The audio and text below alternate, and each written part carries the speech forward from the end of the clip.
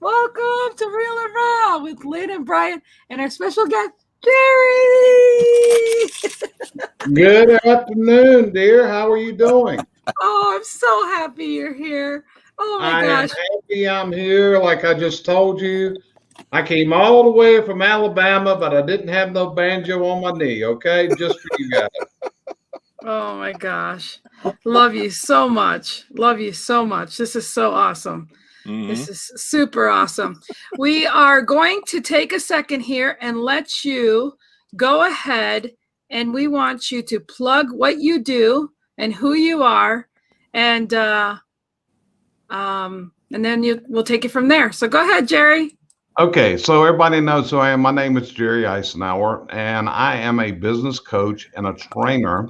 My company is Cbc Success Group. We also operate as Cbc Coaching and Chimney and Venting Consultants. So I work with certain niches, which are home service contractors, but I narrow it down even more than that. And my specialty shocks a lot of people, but my base customer base is going to be the clients I work with are in the chimney service industry and the hearth industry. So along with that, I also work with the home inspection industry. So I've been doing this full time now for about 10 years. I am a certified John Maxwell coach, and I'm also certified by Jeffrey Gitomer in the area of sales. At this point, I have written 7 books. Some of them are collaborative books with other subject matter experts, and some are ones that I have done alone. And I've also, and right now we're in process of writing our 8th book right now, which will be a collaborative work with a lot of subject matter experts. And it's going to be called the Cbc Success Journal. And it's going to give a lot of subject matters experts giving their expertise and what it takes to be successful. It's going to have some very high powered names in it, if we hope. But that's who I am. And like I said, I just came from Alabama. Actually, one of the things I do is I do business analysis. So when we start with a new coaching client, what we do is we visit their location for 2 days. We go through what's called a SWOT of the company. And what we look for is their strengths, their weaknesses, their opportunities, and their threats. But before we start that process, the first thing the client does is they share with us what they see as their dream destination. Where do they want to be in their business and their life? Because it's all about their business, it's all about their life. And that's what we pride ourselves on. We like to turn people's business dreams into their business realities. Because there's one reason that a business exists. And the reason that a business exists is to help you do and get the things in life that you want. I also thoroughly enjoy kicking butt of people that need their butt kicked, such as the 2 I'm here today. And sometimes that little push makes them go to where they want to. So that's kind of a hobby of mine, is to push people where they really want to go. And for some reason, they just let things get in their way. They let walls come up. They tell me they wrote 11 books, but they haven't published the first one yet. So I'm really hard on people, and I'll push them. Or maybe some girl will be talking about what she's going to do one day, and making her give you a date when you're going to do it. Let's quit talking about this crap. And actions are everything. I've got a coach I've worked with before, and his name is Randy Pennington. And Randy has written a book. It's called Results Rule. And that's where it's at. Where's your results at? So that's all about me, Lynn and Brian. Feel free to ask any other questions. That kind of gives you a synopsis of what Jerry does. And also today, you may learn a little bit about speaking with a Southern accent, which many people don't realize. But the native North Carolinian, which I am, speaks as close as there is to the dialect that William Shakespeare spoke in his day. And that is a proven fact. This man's on fire right there. There you go. Ooh, I feel that hurt. I feel that pain starting. Ooh. Oh, man. We have my friend Tracy here. Thank you, Tracy, for being. Oh, this kind of sounds directly towards someone. Yeah. Well, that's the thing, Tracy. So, yes, I am a very direct person. If you looked at my DISC assessment, you'd see that I'm a very high D. And, pushing people, that's what some people want. Some people or maybe they don't want it, but it's what they have to have. And that's what coaches do. We don't set up your life for people. We help you get where you want to go in life. That's what it's all about. It's never with a client what I want them to become. It's what do they want to become. And then we help them build the strategy of what they need to do to get to their dreams. Absolutely. That's so exciting. I am so happy that you're here because, like I said, you're not only a mentor and a friend, you're like a dad. You're too young to be my dad, but you're like a dad and a brother to me. And it's just an honor to be here. And I know that I'm echoing the same thing for Brian, but Yep. we're happy you're here. And hi, Tom. Thanks for being here. Well, see, you just said something you're not sure of. You said, I'm not old enough to be your dad. But if I go back to my younger days and some of the things I did, actually, I am old enough to be your father. Okay. So don't.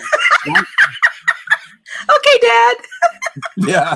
I didn't say I was. I said that I was. It is feasible. Okay. You notice how long it took her to say when she wasn't convinced, and now that Jerry says that there's a possibility, how quick she answers. Okay, Dad.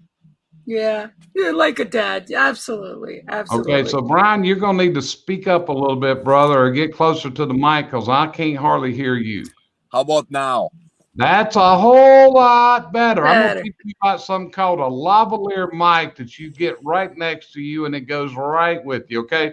See, like right here, there's a lavalier, okay? $29 at Amazon and it's pinned right there on you, and then the sound goes with you, brother. I'm not going to comment, Jerry. Okay. You're not going to comment. Oh, I love it. Well, See, there went Lynn away. She's back. So, Lynn, what do you want to talk? You want me on here today? You have not told me anything about why, what you want me to say. And that's a really bad thing to do because that can make it totally unpredictable for you. Okay, well, you know what? I'm going to let Brian, if he can speak loud enough over there, I'm going to let Brian tell you what we do on Fridays. First of all, thank you. Oh, and there's his better half. You guys are not going to win. Oh. Yeah, that's my wife. She's telling you right now, you're not going to win, so don't try. And by the way, I'm going to plug in that Cheryl will be with us next Friday, and we are excited and honored for that as well. So we are, Jerry is adorable. I will say that. So let's tell a little bit. Let's tell people a little bit about what they're going to get with Cheryl. When she comes on, you're going to have a certified Ziegler coach and trainer. You're also going to have a disc assessor. And also a person that can just about read minds. I mean, it's unreal. You're going to have a very powerful lady on your show when Cheryl comes on. Oh, I'm excited. So I'm really excited that Brian's going to explain to you what we do on Friday. And like I said, thank you for signing up for what you didn't know what's going to happen. So go ahead, Brian. Yeah. So Jerry, you may not know this, but every Friday we do louder. Yeah, speak louder. You gotta speak louder to us. Okay, so every Friday we do an improv style show based on the week topic that we had. So any phrases or Lynnisms or any words that would speak to what we talked about this week is fair game. And so it's quick-witted fun. Whatever comes to mind, it doesn't have to make sense. That's the whole point of it. And sending everybody off to the weekend. So okay, Brian, I got one question. Does it have to pass the censorship test? That's a Lynn question. No, we have no censors here on this show. Okay. Actually, you're right, Cheryl. I said the following week. I'm not sure who is next week, but you're right. You're the first week. So yes, you're right. I will have to find out who's next week. Give you an answer? Hey, Lynn, she's always right. Don't try to win, okay? I'm giving you fair warning. It's all good. It's all good. But anyhow, so basically we are improvising today. So that is what's exciting. And Brian has the words that we plan to use. A whole baggie. A whole baggie full of stuff. And so it will be, look at him. He's like, go ahead. He's getting a little bit farther away from the camera. Well, I'm just, I just sat back in the chair to relax. I was sitting up like this and blowing the whole screen up. So I figured I'm going to get comfortable and sit here and kind of zero in. If I need to, I can bring the camera right back like that. How's that? I like that. There you go. Yep. All right. Okay. So as just to remind everybody, and thanks to all of our loyal viewers and anybody catching the replay, that from the week that we talked about over the past 4 days, any phrases, any words, or any Lynnisms are fair game for all of us. To whatever's top of mind, get it out there. It doesn't have to make sense, and usually the funnier the better. Okay. So Jerry, are you ready? I'm ready. Let's rock and roll. After I drove late last night just to be here, I am ready to rock. Let's kick butt. Excellent. So the phrase is, don't half-ass any relationships. Don't half-ass any relationships. What say you? Don't half-ass any relationship. That's a really good one, because half-assing means you're only going to get half the results you're looking for. And in a relationship, you are looking for something to come out of that relationship. It's kind of like when, let's face it, Brian, if we send flowers to a woman, we're not doing it just out of the goodness of our heart. We're expecting to receive something in return, And we probably shouldn't discuss that in an open forum like this. But let's face it, that's what it's at, and that's what you're doing. It's kind of like life's foreplay. So when what you're doing is you're having foreplay to build that relationship and trying to impress someone. But let's face it, we're also looking, how can we benefit from this relationship? So if you want half-ass results, then half-ass participate in it. Does that make sense? Oh my gosh, I love it, Jerry. Okay, there is no short. Okay, guys, there is no short answers. I want you to understand that. That's my personality. Okay, that's great. But I'll make mine really short. Half-ass relationships is when you get in there and you don't put the right foundation down to have a really good relationship. You're going to always have a half-ass because you were half-ass into making your relationship what it could be. And when you get to be older, you should know this from every experience you have to make it better for the next relationship. So half-ass relationship's going to get you half-ass nowheres at all. So, and Lynn, you got to be careful, because with a mind like mine, you have no idea how many phrases you just said that I could have really laid it into you. Like when you get really in there, okay, it's like, and you got to remember, that's the thing about talking, is it creates mental images. So when you said the term, when you really get in there, and it's like, okay, what's the mental image that just flowed through my mind? Okay, you got to be careful. Well, you know what? It's funny. You haven't met me yet, but I'm Puerto Rican and I got the big booty. So that's a big booty joke right there. So yeah, so you're in on it now. It's funny. We'll just let it roll to Brian. It's your turn. Oh, thanks for the setup. I really appreciate it. A Puerto Rican with a big booty. Thank you. Yeah. Thank you. I'll just take that from you. Thank you. Yeah. Thank you. Are we talking? Wow, what a perfect setup. Don't half-ass anything. Okay, I don't want half an ass. Okay, so don't have. Yeah, the moral of that, Brian, is if you half-ass effort, you're going to get half-ass return. Okay, that's the way it is. Next.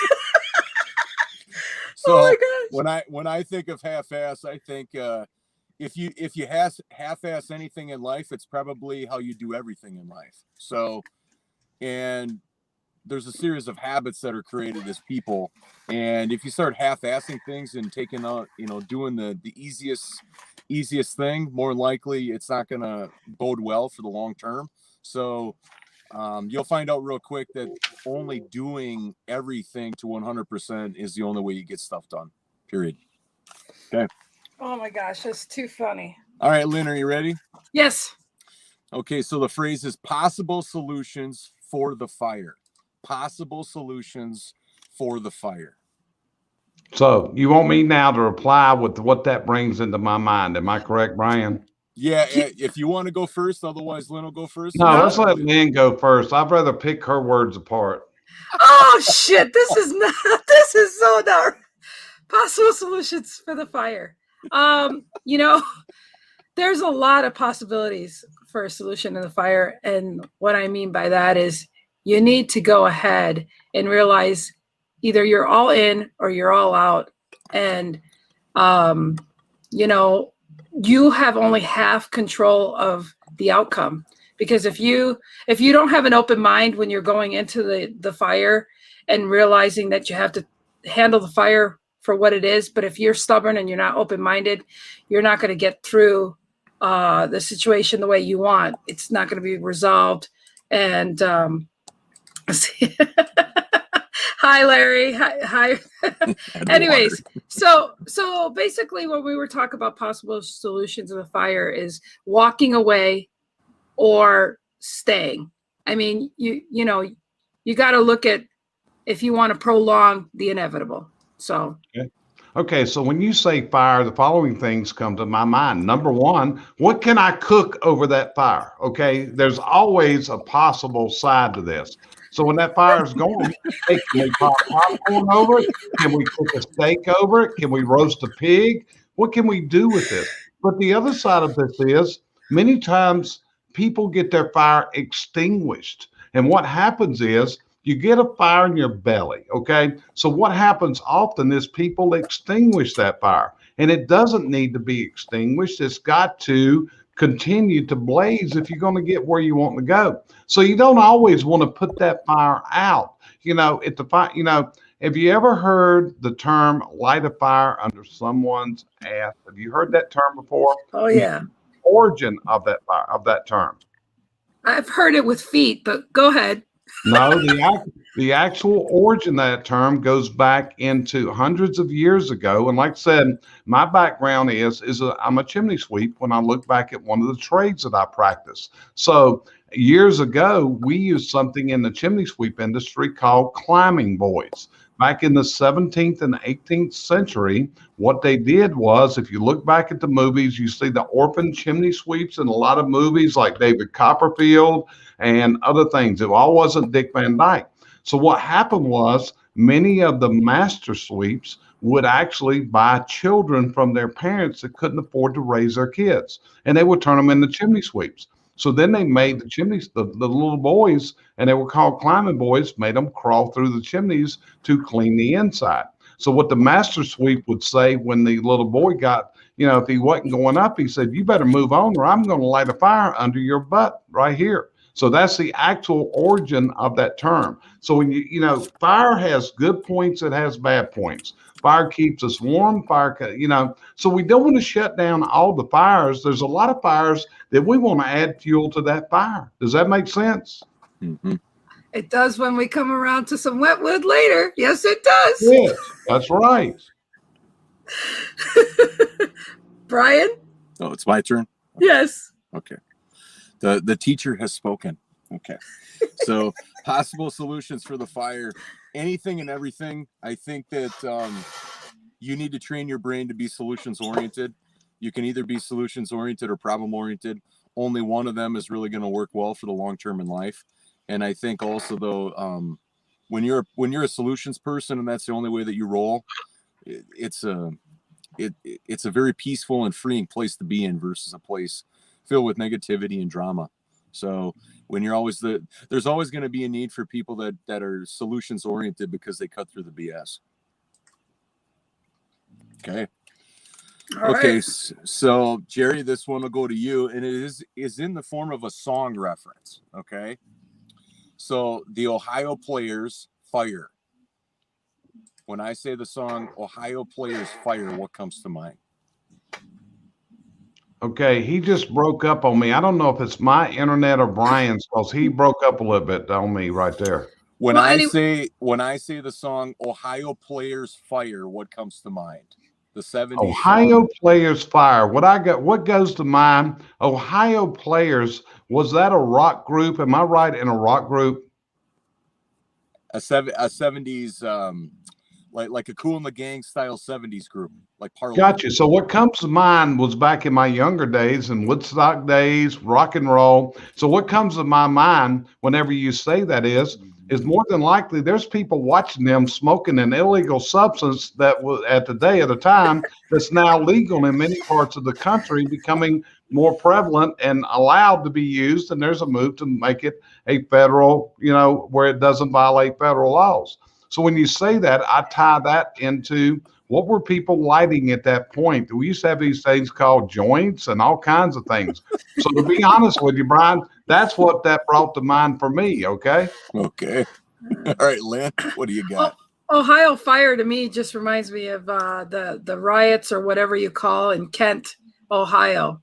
That's about all I remember or I think about when I think of Ohio on fire.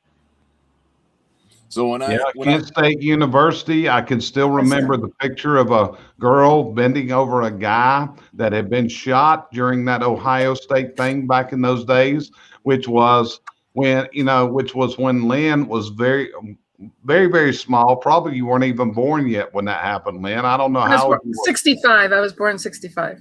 Okay, so you were 4 to 5 years old and didn't even know what was going on. You were probably still pooping in your diaper at that point.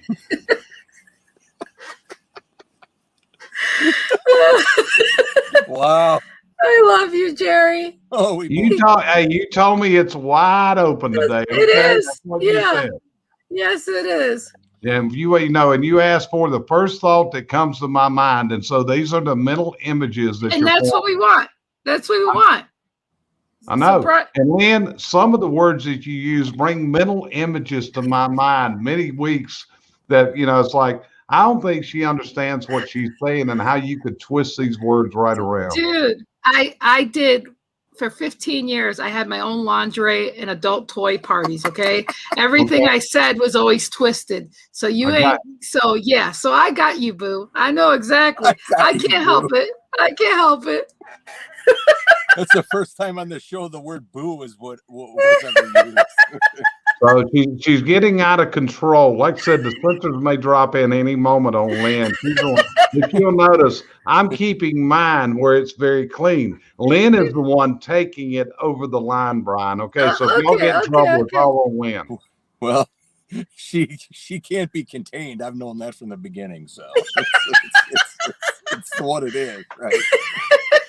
So when I think of very similar to what Jerry said, is I think very groovy time of life, 70s. I was born in the tail end of the 70s, so not old enough to actually know what happened, but just the groovy flavor of the 70s, and life was peaceful in some parts of it, and other times it wasn't. But groovy is the one word that comes to mind when I think of that song. So, hey, well, I can tell you back in those days, man, it was unreal. Like you say, you're talking about time that I was not a full adult. I was like 16, 17 years old, had my driver's license, getting out and doing things. I remember going to a rock concert, and my uncle was the chief of police. Okay.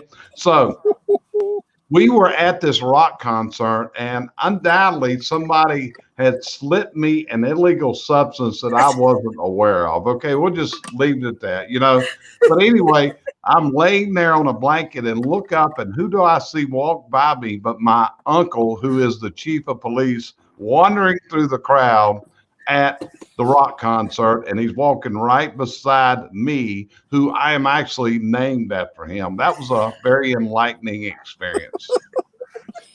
Don't blink. Don't do anything. Just sit there. Oh, my God. All right. What's the next one? Okay, Lynn, the next one is, this is a callback from a couple weeks ago that we didn't get to. So it was in our pile here. Physically pay the price in life. Physically pay the price in life. What comes to mind? Okay, physically pay the price in life.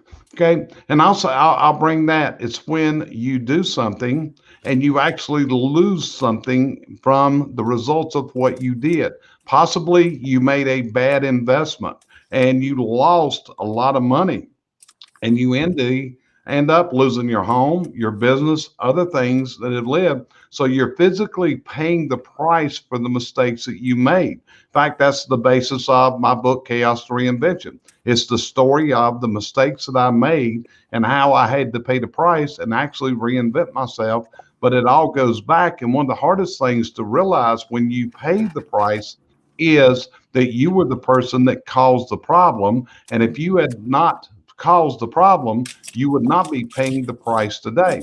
So physically paying the price means, hey, you could lose your stuff because of mistakes that you made. Love that. Yeah. All right, Is Lynn, that too you're up. serious for you? Lynn, is that too serious? You want to keep this in comedy, or do you want No, this no, serious? no. Actually, physically pay the price in life. I mean, it reminds me of the time that I was drugged behind a vehicle, and that was a time my daughter was being taken away from me, and my head was bashed and all this stuff, and it was a Suzuki Sidekick, so I was trying to unzip the back so I could get in to be with my daughter. My rings got caught, and I got drugged, but I was drugged for a little while to say, shit, Lynn, you got to let go. You know, and I had to be ready to just die by letting go. And that's what I did. But same thing with so many things in my life is that I've gotten myself in situations where, it's either speak my voice now and get out of it, or delay living my best life by not dealing with the situations. I mean, so I've had enough traumatic things in my life that when I've not let go or handled it, it's just prolonged things. So now later in life, I've realized that I had wished I did it that way, but that's just the way I functioned. And I didn't know any better. So physically paying the price is something that, I love to tell the stories of, the inevitable is coming. You might as well rip the Band-Aid and get it taken care of now, because you're better off taking action than not taking action at all. Yeah. Lynn, can you bring up Tom Ginn's comment, please? About this one? No, the last one. Questions? Okay. So now, and the question I want to ask Tom, he's saying reinvest, and I want to make sure he's talking about reinvest and not reinvent. But see, that's the big thing. In fact, on the group call we were on last night, this was what came up there, because one of the people there talked about he had been around some old friends that the life had changed for him. So we actually talked about that. And see, that's the key thing. You've got to reinvest, or as I call it, reinvent. So as stuff has been taken away, you have these fears in life that you can't move on. So you have to be ready to reinvest. And the word reinvest doesn't just mean money. A lot of times that comes to light when you say reinvest, but you also got to reinvest your talents, your skills. And, as you reinvent to different things, that's what you've got to do, and step out of your comfort zone. And so you'll know, Lynn, you see that one there, Brandy Biswell, that's on here right now? Yes. Brandy is one of the coaches that works with our team. So that's a very knowledgeable lady right there. You may want to get her on your show one day. Oh, we'd love it. Thanks for being here, Brandy. Thank you for being here. We love new viewers. But yeah, physically, paying the price, it definitely is one of those things that you just, she said hi. So you just got to realize that reinventing yourself is something that you need to do. I've had to do it many times. I mean, I've had house fires, I've had, divorces, I've had stigma, I've had nobody to rely on. I reinvented myself and became the pleasure party girl here in Billings, Montana. And that brought up my self-esteem. I spoke, I've done over 2,000 parties. I've been a speaker for years doing that. I had a lot of enjoyment in that and a lot of passion in that. And it's just, had I not done that, I would have stayed home. And it's important to either invest in yourself. It takes money to make money. And it also takes you getting out of your comfort zone to do something that can possibly change your life. So, yeah. So, and look how you're coming out of your shell. Yeah. Have you seen how she comes out of her shell once you kick her butt into action? Yeah, but you know what? I'm also a person that knows how to keep my word and my integrity. I put myself out there to say, you know what? I should write a book. I knew I should write books for a long time. I'm actually just going to start writing this weekend, and that's it. My cutoff is Sunday. What's done is done, and I'm doing it. I believe I reverse engineering the fact that I'm going to be a published author. There's no procrastinating, and I'm going to write a book on how to write a book at the last minute and what the journey was of that. So I'm excited because this is putting the fuel of fire of something I've wanted to do for years that I haven't done. So I love the challenge, and I love to know that this allows my introvert to not allow to control me from doing what the things I know I need to do. And that's why I love you so much, Jerry, because not accountability, but I know that I can bounce things off with you. And you're just such a, I just love and adore you. And I can't thank you enough to believe in me and to be a true, sincere, great friend. Thank you. That means a lot, Lynn. I appreciate those words. Wow. I love you. Okay. Next, Brian. So physically pay the price in life. It boils down to this for me, is that you can either think and do, right? But the thing about it is that you never think your way to an action, you have to do it. So everything about life, that if you want to be successful and if you want to get it done, it's all within the action, it's all within the doing, which is a part of your physical being. Now, it doesn't necessarily have to be manual labor or whatever, but it's all within the physical. That's where the success happens. But it starts with the mental. But the mental can get blocked sometimes, where you think so much that you don't actually do. Like, you don't put pen to paper, you don't do those things. And that's where all the action is. That's where the success is within the doing. So, yeah. So what causes that, Brian? Is it hidden fears? Is it things from your childhood? What is it that stops that action? I mean, I'll give you an example. One of my fears is I am scared to death of snakes. I mean, if you brought a snake in here right now, you better bring a gun with it, because something's got to give, okay? There's certain things that I just don't deal well with, and snakes are one of them. And so why do I have this fear? I traced it back to my father, who was deadly afraid of snakes and used to, in fact, the people he was a policeman, okay? And they actually used to do this. They would do things to my dad that just drive him crazy. They would put a snake in a pocketbook. Oh, no. Oh, yeah. No. Oh, yeah. Oh, yeah. I had a snake between my legs, and I had a dress on and nothing. Not talking about. I walked into that, but no, serious. I was at the cliffs, and I was sitting on a rock, and I stood up, and there was a snake between. Yeah, it was so scary. I'll tell you what, it was rattling and everything else. I think. Jerry, Lynn, you just told us a while ago about hosting lingerie parties.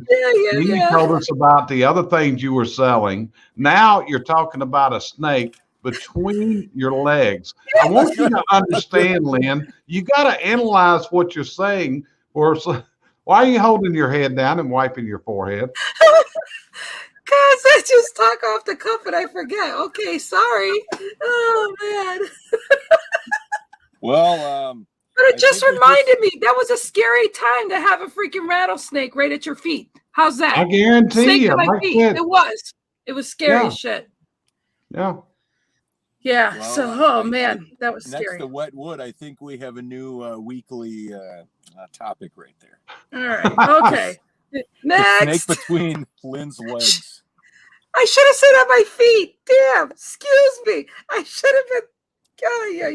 So, Jerry, to answer quickly, Michelle says she's physically paying the price. What did that say? She's physically paying the. Yeah. So, Jerry, for me, I think it is growing up is that somewhere the programming was I'm not good enough, and so I get more degrees, I do more training, I do more things academically than I ever could do to compensate or to overcome that, and. That's been with me for a long time, is that I'll just work harder, I'll do more, and I'll do it my own way. And I don't care if you like it or not, but I'm going to succeed, But to this day, it's not being good enough. Right. Yeah. And one of the interesting things, and you may want to remember this when you get Cheryl on and have her talk about something called color coding. Do you guys know what color coding is? Color coding. Okay. Well, DISC assessment, that's one of the things that she does. But DISC assessment explains what your behavior patterns are, why you are what you are.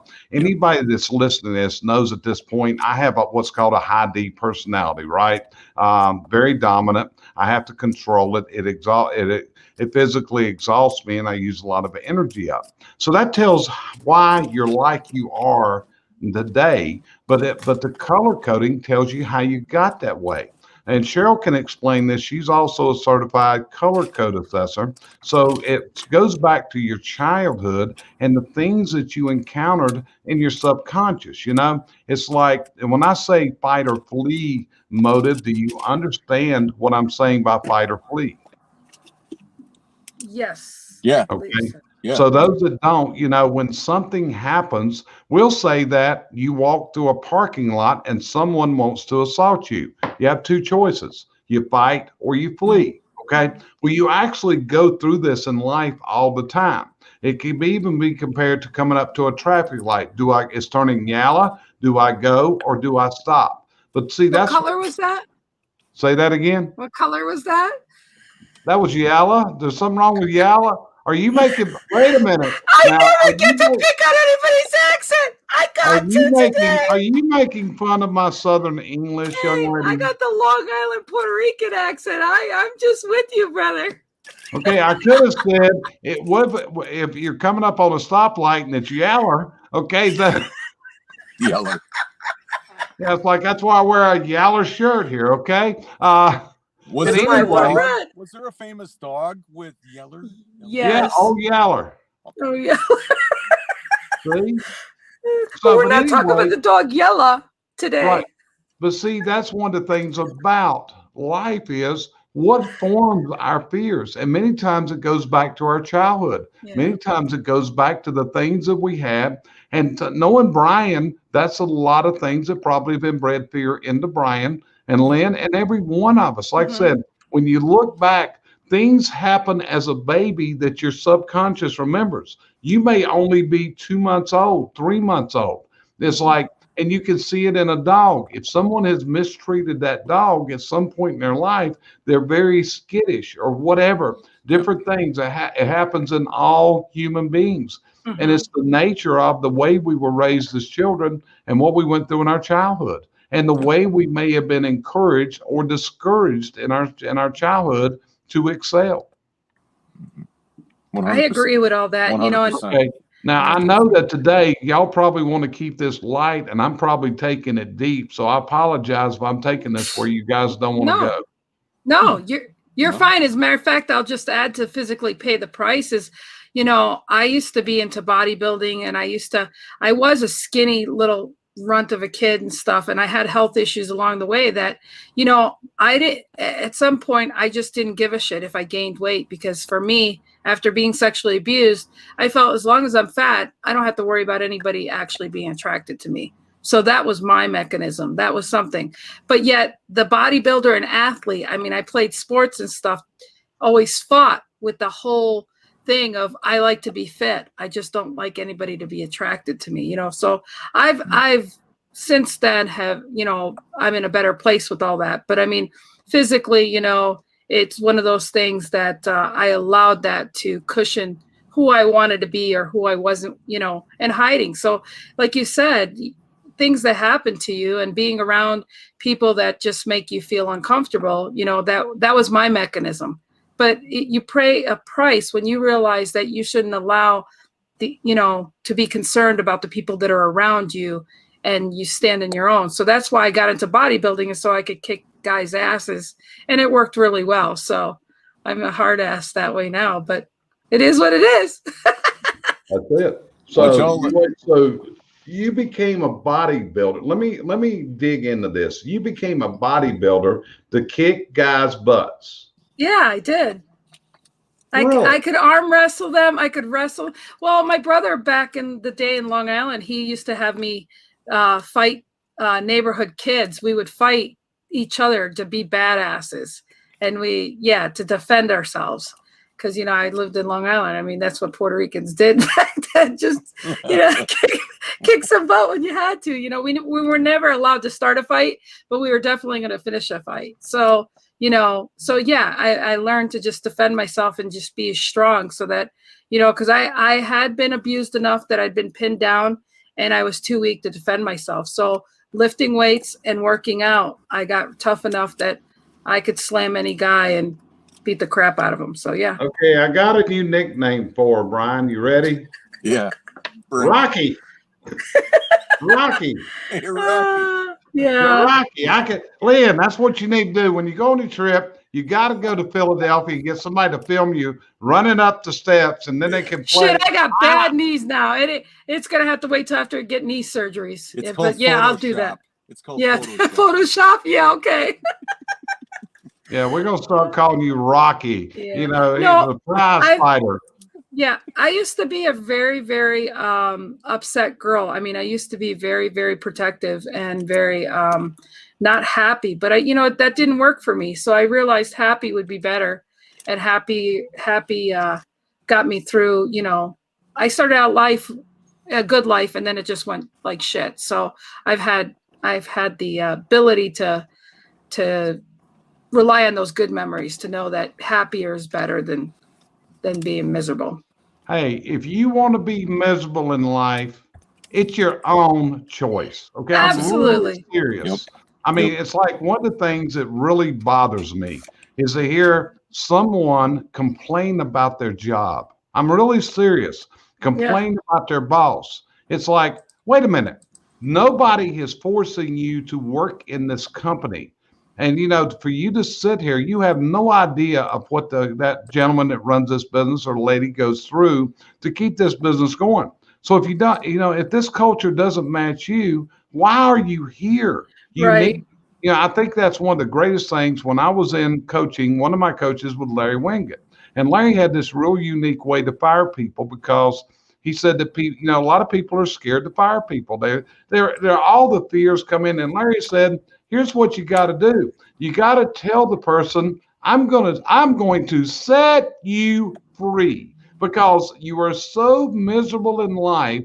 I'm going to set you free and give you your freedom to go seek another way to make a living that you're happy, because it makes no sense for people to go through life in misery, working in a job, in an occupation that they hate every day. I mean, you should have a job that every day going to work is a holiday for you. You can't wait to get there and get started, because what you do is that enjoyable, and it's where you're making a difference in the lives of others. And like I said, that's one of my big trigger points. It's like, if I go out to dinner Cheryl and I go out to dinner with a couple and he starts complaining about his job, it is on. Okay. It is on. Okay. At this point, I mean, I'm barely, like I said, like Cheryl told you, you're not going to win. I never told you this. I'm also a trained negotiator. I'm certified in negotiation. You're not going to win an argument with me. I'm going to turn it back at you every way you can. Well, a lot of people don't like to talk to me because they know I'll talk them into doing what they got to do. But Jerry, that I take that passion of exactly what you're saying and relationships, doing the lingerie parties. I've seen so many freaking miserable people. And mind you, I made relationships great by doing what I did for 15 years. But what I don't like seeing is how same as the workplace, same as his home. All these people that are freaking miserable at home, they should not be in that relationship. They should be in a healthier place, but they stay out of habit or this or that, or people that are being abused or this or that. I mean, it's just that I am passionate to see people to be out of the situations they're in and get themselves in a better situation. So I am totally with you, parallel. I'm more on the relationship side, not on the work status, but same thing goes with work. I mean, when you're not at work, you're at home and you got that, relationship. So it's a 50-50 situation there. But truly, it is one thing of people dealing with chaos and not taking care of getting out of it, So Charles, thanks for being here. I really appreciate Charles giving. That's the book. That was my first book, was Chaos Reinvention. So Charles, I really appreciate that right there. I've been meaning to get that book. I thought I had ordered it. Been meaning? Whoa! What do you mean you've been meaning? As in, I thought I had ordered it and it never came. So I have to see where the hell it is. I ordered it. I ordered that book supposedly when I had you on my show. And I don't know whatever happened. So I'm saying I need to go back. Brian, do you see the look on her face right now? What? What? I don't want to get in trouble. That's a look of defensiveness right there. If I've ever That's right, seen it. because I just realized that shit. I gotta find that book. Well, so let me call out a few things. As long as we have all the cards on the table and we got the grade out, like it's heating up, right? Yeah. How long ago was that show, Lynn? Yeah, freaking couple months ago. Where did you? That was right. I could tell you, I just had a heart attack. Right, that was in January, Lynn. Yeah, and I've been busy. I've been doing a couple shows and doing all this stuff. But no, seriously, I know that I got to get that book and read it before I see you. Jerry, I'm going to step out of the way for you to say words, okay? No, he can say whatever he wants. He knows I love him. Yeah. So see what happened. See, you don't even know. Brian's in the back of a police cruiser. Yeah. See, you don't even know, Lynn, when you come, I'm going to give you something very special when you're here. Okay. Are you ready for this? Let me step over here. I'm still right beside my desk. Okay. Excuse me. Okay. Oh shit. So I'm going to introduce you to a friend of mine. Why are you hiding your eyes? Because I wore red because I know I need the color today. Okay. So anyone who knows me knows that what I'm getting ready to show you is something that only very special people get. Okay. This is my friend Chucky. Okay. Aww. Now, if you look, Brian, did you see a video that Jeffrey Gitomer had of Chucky? I believe so. Yeah. But anyway, very special people get a Chucky. So what the Chucky is, that's a groundhog. So see, Brandy knows what Chucky is. She'll tell you real quick. We actually ran a contest one time. Where's Chucky? And we came and picked out the best place for Chuckies of the world. So, Chuckies are something that we started whenever I started coaching. So this is kind of like words for you. What's the purpose of Chucky? Chucky is a groundhog. So the purpose of Chucky is to remind you that if you do the same thing over and over again every single day, that's the definition of insanity. So when I travel to a new client or whatever, in fact, when Ken Walls was here and visited with me and, came to the house a month or so ago, Jill, his wife, I gave her a Chucky. I said, that's not for Ken. Jill, you got the Chucky. We don't, you got to take care of him. So when you come, Lynn, you'll get a Chucky when you show up here to visit with me. Oh, that's so sweet. That means a lot. You're awesome. You're awesome. You're awesome. Yeah. So to answer Charles's question, no, I'm not in the back of a police cruiser. I'm in the front seat of my truck, and you want to talk about pictures? I've got the iPad propped up on my steering column. So yeah. Right. And see, Lynn, so you know this, ask Brian who he's having dinner with in just a few weeks. May 5th. What?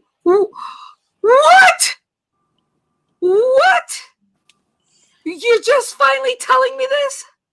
We just set it up the other day. I told you a couple months ago. I know. I said a couple months ago, Brian. I told Brian, I said, listen, I've got a client that I've got to visit before long in Milwaukee. So actually, I set him up the day. I said, okay, I'm going to be in Milwaukee on this day. That's awesome. Oh, that's okay. I'm going to publish my book before you do, though. I'm not making it a competition. Okay. It's a joke, okay? But that is so awesome. That is so awesome. It's a joke. Okay. It's a joke. It's awesome. I'm a little competitive. Lynn, last time I checked, Amazon delivers in a max of 2 days with Prime. Just so you know. Yeah. So what are you trying to say? Hey, listen, you know what? Jerry's book. I was going to ask you the question about what year are you going to publish your books? Just curious. This year. Okay. And any month. Just remember, your book's not done yet. Okay. Oh, my book will be done. It will be done. Just saying. I don't care if it says ABC, Lynn Serrano. It's going to be done. Told me over and over again, I don't want you to talk about it. I want you to do it. Oh, well, yeah. Well, just curious for an update. That's all. I haven't said anything because I'm still working on it.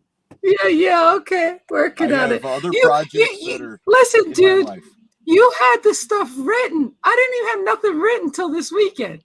Well, you still don't, because it's not the weekend yet. But you're closer than I am. That doesn't make any difference. You should have it Okay, here you published. go. Okay, this is for both of you. This is the book, Results Rule. Okay, stop the talking. I want to see action. Whenever that thing, you can click a button on Amazon. That's when you start talking. There is no, there ain't no premieres here, guys. Y'all have talked about this. I'm going to do this. I want to see action. I want to see results. That's I want to see a button to click. Once you got that button to click, okay? I'll be letting you know. Stop talking about it. I want to talk no more about that book you're going to write on some imaginary day somewhere in the future. I'm going to get this done. Okay. All right. Fine. Lynn, do you feel the temperature warming up a little bit? Wait. Do we need this? Is this what's going on? Is it warming up in here a little bit? Yeah, just a little bit. Just a little bit. Okay. All right, so we gotta get to as many as we can here. Yeah, so Jerry, we gotta do this. This is our speed fast. Yeah. Answer these real quick. Quick-witted, top of mind, as short as you possibly can, Jerry. Okay, let's go. Rock and roll. Okay, let's go. Okay, so Jerry, here's a Lynnism: wet wood. Wet wood. Wet wood don't burn well at all. Wet wood produces a lot of creosote. Wet wood sucks the energy out of the wood, and you get very little sensible heat in your home when you're using wet wood. Yay! Wet wood. Get away from those people. Hang out with people like Brian and Jerry that make that fire go to the next level. That is what you need. You don't need wet wood. You need the right wood. And I've got the right wood right here. That's Lynn. Jerry, leave it alone. Next. She knows you well, Jerry. Brian, that woman just opened. That woman can open. You better stay out of you better stay out of a comedy club. I'm serious. I got two real good friends in Kansas, and they lived there one time, and I took them to a comedy club. And believe it or not, they were wearing matching jackets. And the comic says, "You guys look like the Simpsons. Are your names Bart and Lisa?" Yes, that is their names, Bart and Lisa. Okay. Oh, look at what How does Chucky deal with wet wood? Inquiring minds want to know. Chucky just sits there and looks at you. He gives you the eye all the time. When Chucky gives you the eye, you can't deny it. And you want to know the bad thing? There's one that's about 6 foot tall sitting on a chair right there. Wow. There's a big Chucky's daddy's sitting right there in a chair. Oh my gosh. You know what? I'm going to have so much fun videotaping and recording when I'm at your house. It's going to be so funny. Hang on a minute. I'm going to go get Big Chucky for you. So you're oh my gosh. Big Chucky. Oh my gosh. We are running out of time, everybody. We thank you for all of the Lynn and I are feeling a little roasted right now. At least our tushies are feeling a little warm from the roasting we're getting from the great wisdom of Jerry. Oh my gosh, look at him. Look at this. Oh my God. This is Big Chucky. That is full screen, Jerry. You're full screen. You're full screen. Oh my goodness. Wow. Oh my gosh. That is huge. Yeah, Big Chucky sits in here in my classroom. So he's kind of sits in the back for every class. That's cool. All right, what's next? Okay, we're gonna crash course here. We got people are saying, "Oh no, we're gonna run late today." That's never happened before, Ray, right? No. Matter of fact, Lynn, yes. Facing resistance. Okay, let me find that one. Hold on. Delete. See, and everybody always says this. Well, if you're a chimney sweep, where's your top hat? Okay. Now, I love it. People all used to say, "Why don't you wear a top hat?" Because I look stupid in a top hat. That's why I don't wear a top hat. Okay. Oh my gosh, I love it. You look great. So, Jerry, just curious, Jerry, are you hardcore if we finish in 6 minutes, or if we just Can you go a few seconds later? As long as you want to go, let's go. Okay, and Brian, how are you? Are you okay for a couple extra minutes? Let's keep her moving. Okay, but I'm just saying, okay. Facing resistance. Let's do it. Facing resistance. Facing resistance is something that's only in your mind. As long as you keep thinking of things that you can't do and you don't face what you need to do, you're going to be facing resistance till the end of time. And it only takes a matter of a switch to change the resistance to the abilities of being able to do everything you can do. Lynn, and I'm done speaking.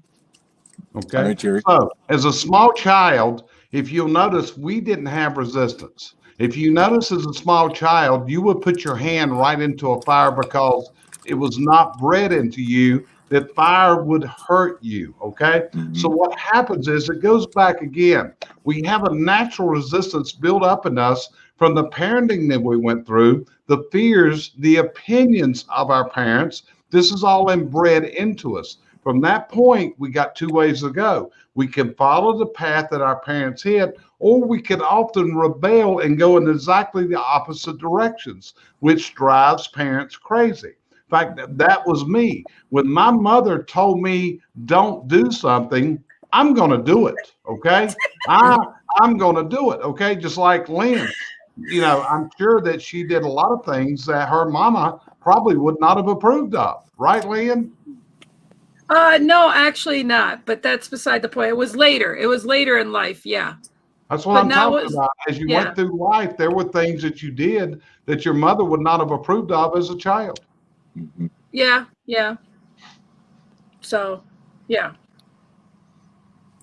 So facing resistance to me is that life is going to be a series of resistances, and it firms you up. It makes you stronger. It makes you, you're not going to take any crap from anybody. Now, I didn't have any brothers or sisters, so I had to learn on the street. I had to learn from, people that I met, and my best friends were all single, or were all only children, right?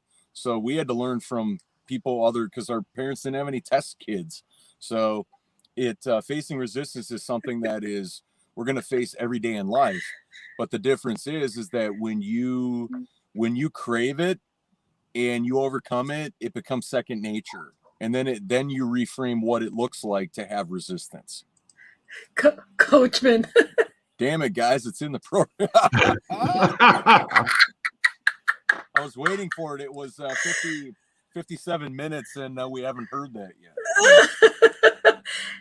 Thank you, Ray. Really enjoyed the laughs and learning today. I know L&B, but that was a great Friday. Oh, thank you so much. Yeah, okay, go ahead. We're going to probably run a couple. We got two remaining, and we can't thank Jerry enough for being with us this Friday. So conformity is the word. Who wants to go first? Conformity is something that I just hate when I hear the word conformity, because in life it seems like we're expected to conform to a certain thing. It's just like points of view. Each and every one of us, and that's one of the things that we're trained in speaking, is to develop our individual points of view. And and that's one of the problems in this world today. That strikes a really hard chord with me, so you're aware, because so many of our points of view others consider it wrong, but it's our point of view, and we're entitled to our point of view. And I even hear people classify sometimes that a point of view is a hate, but it's not. It is a point of view. It's the way we feel. And that's one of the problems in this world today, is we live in the United States of the offended. And in the United States of offended now, it's just like someone could listen to us for the last hour, and I would guarantee they could probably pick 5 to 10 times that I may have offended them in the last hour, okay? And it's just from having an open, honest conversation and a good time here on a Friday afternoon on y'all's show. And so, if we've offended anybody because we did not conform to the normal, I apologize. But I'll also tell you this: get over it. Yeah, I love it. Conformity to me is, people have the perception of thinking things are just one way when they're not. They're 360. Everything's 360. And to conform to one is to be out of alignment with another. And if you're out of alignment to begin with just yourself, then you might as well screw the whole pattern. You can't conform to the world outside. You need to conform what you can live with every day about being about yourself. It starts with you. So I love the fact that I don't conform to anybody's opinion of when I should speak or when I shouldn't, or where my viewpoint is. And to surround myself with people that, even though I may not sound like them or be of them, that they respect me enough to know that I'll still give my viewpoint, and it's my viewpoint. They don't need to conform to the way I'm thinking, but to respect each other, because I'm going to be open and respect them for however they are. And that's it in a nutshell for me. Brian? Cool. Conformity is very simple. Is that ever since I was growing up, I never believed in it. I was always the kid that wanted to be friends with everybody just because everybody had their pros and their cons, right? I wanted to keep the peace. But as I grew up and whatnot, I formulated my own brain. And it's like, if I can grow up on my own, as an only child, with the people and the friends that I met and the things that I've learned just by doing it and making mistakes and, getting trouble in school and stuff like that, is that when it comes to groups that I'm a part of, is that there is no conformity, because nobody's trying to change you or make you do something. When you're in groups that you're aligned with, like the one we are with Grow Live, is that everybody's appreciated for who they are. And if you can't be yourself, it's probably not the proper group to be in.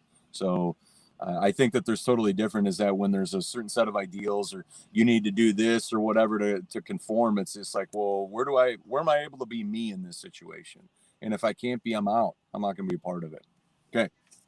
Our final phrase today, and Jerry touched on it just a little bit, and I've never heard that before, Jerry. The United States of, what did you say? The United States of... The United States of the offended. Yeah, I've never heard of that before, so that's great. Okay, so our final phrase is different point of view. Different point of view to close us out today. Who wants to go? Say that again. Different point of view. Different point of view. Go ahead, Lynn. No, I was going to say, I think we should do one more after this, but go ahead. I just spoke on the point of view a while ago, which is every individual is entitled to a point of view. Now, as I go into this, I want you to understand, and I'm going to apologize up front because some people could offend this, okay?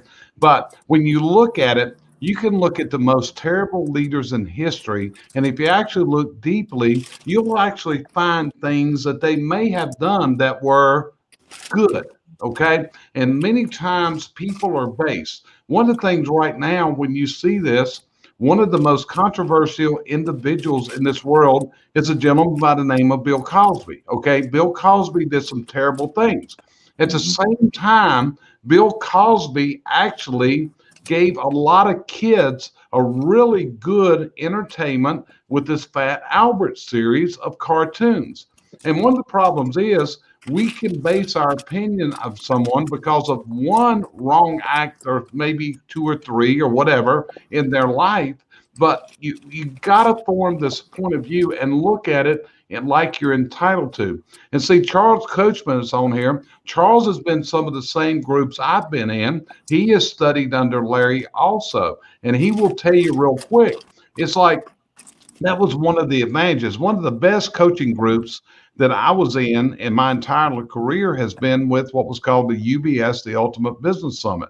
This is where I got to know Larry, I got to know Scott McCain, and I got to know Randy Pennington because they worked this as a partnership. And they each had distinct points of view, and they didn't agree at all. When you put those three guys together, they're going to have vastly different points of view. It doesn't mean that one point of view is wrong. But what we got to be open to is the other people's points of view, and you got to take in what that person has. We all have a value of what we can give others, and we have a value in what we speak. And what you got to be able to do is pull those grains of wisdom, those individual little grains of wisdom. I mean, when we listen, like last night, and we hear Glenn Morshower come in. When Glenn Morshower starts talking, he has a way of seeing things that you see things that are completely different. In fact, he's coming out with them so fast you can't even remember it. But it was like he was talking last night. Let's share what he said. Somebody says they want to do something. And he said, this is what he asked them. Have you got your bags packed? You know, do you have your passport? Are you ready to go? Are you truly ready? And he talked about an actor that sat there and looked at his suitcase that was packed every single day because Glenn trains actors and actresses. And that's the thing about different points of view. We let one part of their point of view poison our feelings towards that person, which is so out there and unreal. Because again, and why is that? Because we live in this stinking United States of the offended today, Brian. And where I got that was a gentleman by the name of Robert D. Rayford. If you've ever heard of the John Boy and Billy Show, which was a syndicated radio show, that was a phrase that Robert D. Rayford coined on that show. Mm. That's awesome. I always love point of views of everyone because, you know, we get so stuck stinking thinking on our own point of view that we realize that's what's wrong, is that we're stuck not actually looking at the whole picture, or, you know, the generational, this is the way we think and this is just the way it is, without people actually forming their own belief system. They attune to somebody else's point of view without making their own point of view. It's great to have a discussion with masterminds and other people to get other point of views so that you can, from all the facts and all the things you get, you can form your own point of view that is a better understanding of what, once you have more facts and other ways of looking at that. Hopefully that makes sense, but I'm just trying to be quick here and respond on that. And anyhow, I know we're running out of time. We are out of time, but does that make any sense there, Jerry? Yeah, completely. Okay. All right. Brian? So different point of view to me is that this is all within the realm of listening and really understanding somebody, is that when you can slow down your brain, just like a professional baseball player is able to slow down their brain when they can, all in the course of maybe 1.02 seconds, identify the pitch, the laces on the ball, and if they're going to swing or not. When you can have that kind of listening for somebody else and you're able to listen for who they are, they're able to just open up to you. And when you're able to respect somebody's point of view, you know, everybody has one, everybody's entitled to share it. And when you're just coming from a space of not concluding, not judging, not assessing, and just being with who they are and the time you have with them, to me, it doesn't get any better than that. Plus, there is no ambiguity there because you're able to just be with them. And anything that you have questions about is going to be answered just by their mood, their vibe, you know, how much they open up to you and just being present to each other. Brian, I couldn't have said that any better about you and Jerry. That's how I feel about both of you guys. Well, I love you so much. You guys make it so easy. I am super blessed to be surrounded by you guys that allow me to feel comfortable in my own skin, to be vulnerable and to be here. And that's why I choose to do things like this, because it allows me to feel like I'm among people that love me and, you know, allow me to have a voice. I was catatonic for a lot of years and was too ashamed to even talk. So I thank you guys for giving me that space. And I encourage you guys all to find yourself a Jerry and a Brian and the people that we have in our life, because life is better with people that love you no matter what. So I can't say that enough about both of you guys. We did go ahead. Go ahead, Lynn. Go ahead. I should say we did go over, but I just feel like today's show is super, super special with having Jerry here. So, you know, if people stopped at 1 hour, that's fine or whatever. But this is tape that you and I, Brian, will have forever to treasure. And so I'm not going to apologize for that at all. So that's. And on behalf of Jerry, on behalf of being our special guest, I've said it several times before, and I'll say it again. And it kind of revisits, you know, the little video clip, is that you're like a father to me. You're like a big brother to me. I've always learned from people that were older than me, if they were willing to give me the time, if they saw qualities in me that modeled somebody they wanted to have around them. You're one of those people. And for every moment and every little butt kicking you give me, I appreciate it. I look forward to it because I know you're trying to make me better. And thank you for all the time that you've invested in me so far. Guys, I appreciate it. Listen, I appreciate the opportunity to come on here, join in with you guys, have a great conversation like this, expressing points of view, going deep sometimes. And that's what you got to do. You just got to dig down. But like I said, if people are listening to this, if you take anything out of this, have a point of view. Get past your fears. If you need to reinvent yourself, reinvent yourself. Life is too damn short on this green earth to do things that you don't like to do, that you're not comfortable doing. If you hate your job, go get another one, okay? If you hate your business, sell it. Find something. Life is too short to be miserable. It's just too short. And you never know that day that it's going to end. And you don't want it to end in misery. Is that understandable? You know, and Jerry, like I said, I thank God above that you didn't leave us when you did. I'm just grateful that you're here. And I just love you so much. And this is Lynn, just a true so you'll know, I'm really grateful I'm still here too, okay? I know. So, Yeah. I bet you, I'm more grateful than you are, okay? Well, that's what I mean is the world can be a better place if we would realize that it's important to cherish people that we have when we're here, because sometimes we don't know that our value is appreciated. And we need to know that, not to feel like our ego or anything, but to really know that our heart's passion to help other people the way you do, Jerry, is that you might think you're a hard ass and some people don't appreciate you. Well, we're not afraid to tell you how much we appreciate you. Thank you. So, y'all have a great weekend. Yes. Well, thank you guys. You stay right there. Thanks, you everyone that stayed with us. Everyone stayed with us so long, and we appreciate you. You have a good weekend, and I can't wait to talk to you guys on Monday. Love you. Bye.